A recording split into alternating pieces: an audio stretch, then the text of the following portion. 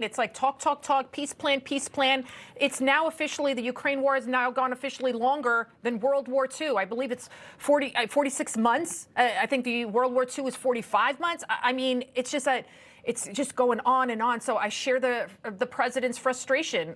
What do you think, Walid? Me too. I share those frustrations because President Trump, first during the campaign, and then again during the first year of his leadership at the White House, has been very clear that both sides will have to make concessions. The first problem is that the government in Kiev doesn't want to move 1 inch in the negotiations about the future of this part of eastern Ukraine, where actually Russian speakers are. And in other cases around the world, the UN has many times granted the right of such minorities in a referendum. That's what's missing. You want to know, first of all, what these populations want. It looks like Russia is saying they want me. So somebody should tell also Moscow, would you accept a referendum? But as important is the fact that the European Union, European Parliament, need also to understand that your support to Ukraine will be after the East territorial issue is resolved, because then the American position will be pro-European in the sense that, look, Moscow, after we do that concession, territorial concession, you don't decide what is the future of Ukraine. So both sides are not really in cahoot with the position of the president, which is the most balanced, in my view. It definitely is. I want to pivot now to Venezuela. We're seeing tensions escalating there between the United States and Maduro. Of course, this video of the United States seizure of an oil tanker. They were illegally transporting this oil there. Glenn, we're seeing, a beefed up presence there in the Caribbean region. We're talking about 20,000 U.S. personnel, 12 U.S. warships, fighter jets, and more. As the president is not ruling out putting troops on the ground there. Take a listen to this. Drug traffic by sea is down 92%. And nobody can figure out who the 8% is, because I have no idea. Anybody getting involved in that right now is not doing well. And we'll start that on land, too.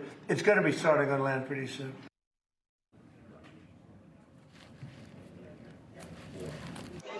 Don't worry, be happy. All right. Don't worry, be happy. Okay, that is Venezuela's dictator, Nicolas Maduro there. Don't worry, be happy. You got a lot to worry about, buddy. He's singing and dancing around and don't worry, be happy. And look what the president just said there. The president was asked, is this about oil? Is this about a regime change? The president is adamant this is about getting rid of those narco-terrorists. Glenn, what do you think?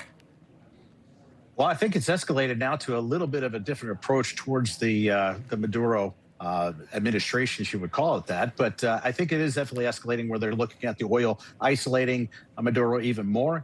At the same time, when we're talking about boots on the ground and so forth, honestly, one of the things that I see with the amount of force that we have down there is that they could do really a collective single strike with the Air Force and the Navy to take out these particular targets of cartel leaders, laboratories, and so forth, which would decimate Maduro's narco capabilities.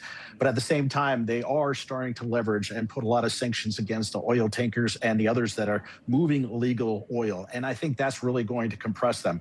It is interesting, since we were just talking about Ukraine, is that Russia was saying, hey, anybody should not go into the sovereignty into that country whatsoever in Venezuela while they've done it in Ukraine. So it is a really interesting time. He's got some allies down there, but I think the United States is definitely applying a lot of pressure.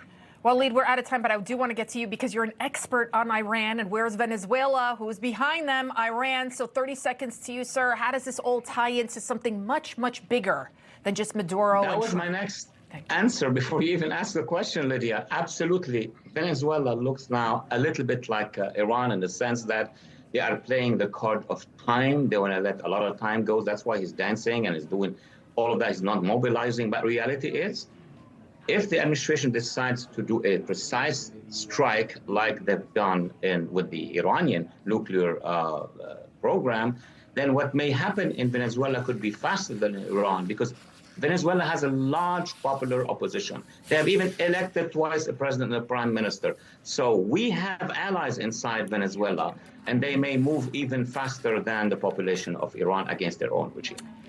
Ignazio, Walid Phares, thank you, gentlemen.